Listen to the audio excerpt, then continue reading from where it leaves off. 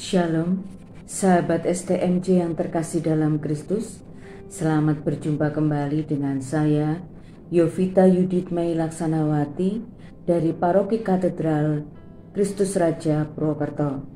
Semoga kita semua dalam keadaan sehat, berkat Tuhan menyertai kita semua.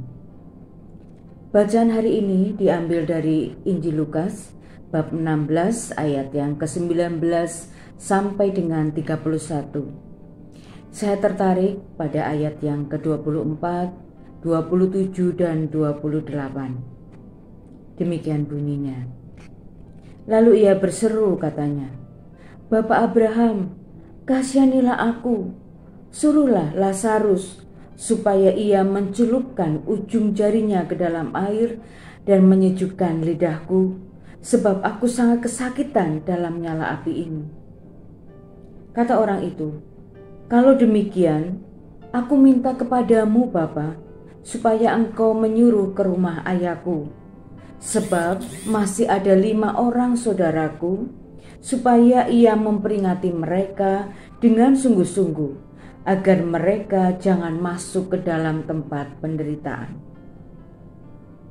Dari 3 ayat ini, saya merasa Tuhan sedang memberitahu kepada saya dan kita semua tentang gambaran neraka.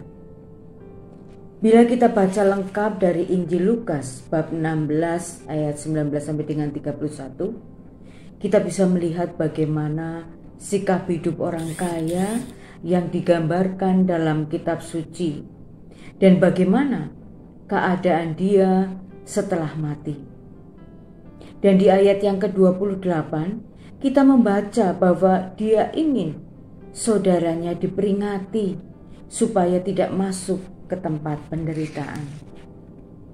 Sahabat STMJ yang terkasih, saya sungguh bersyukur atas firman ini. Setidaknya melalui firman ini Tuhan memberitahu bagaimana seharusnya kita dalam menjalani kehidupan ini, supaya apabila sudah waktunya kita tidak masuk ke dalam tempat penderitaan.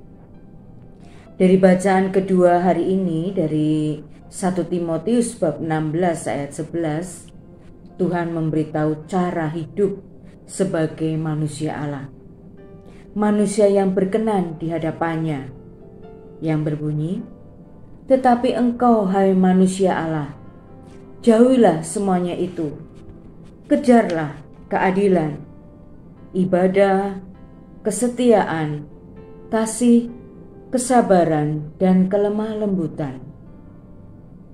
Mari kita yang sudah mendengar firman ini menjalankannya, terus berjuang hidup dalam jalannya.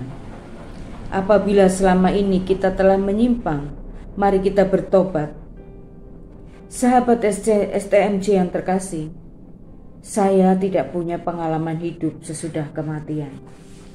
Tetapi ketika suami saya dan sahabat saya dalam masa sakit yang berat, saya mendampingi mereka untuk bertobat dan memaafkan semua orang yang menyakiti dia.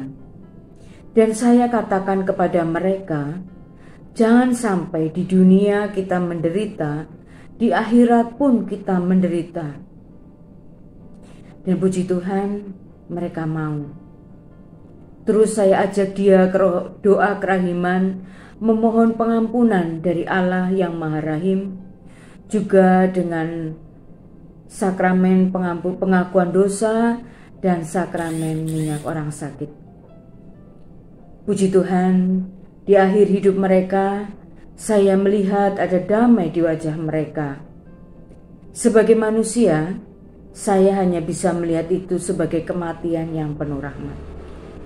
Dan saya selalu mendoakan mereka, semoga doa saya dapat meringankan beban dosa yang masih harus mereka tanggung. Karena sebagai pengikut Kristus, kita percaya Kristus sudah menyediakan tempat bagi kita di surga. Tetapi kita akan dimurnikan dulu di api penyucian untuk membersihkan sisa dosa. Demikian sharing saya Berbicara tentang kematian memang menakutkan, tetapi kematian itu pasti dan semua ada waktunya. Dengan firman ini, saya mulai mempersiapkan diri dengan hidup sesuai dengan kehendak-Nya, agar kelak saya bisa mengalami kehidupan kekal. Semoga bermanfaat. Tuhan memberkati.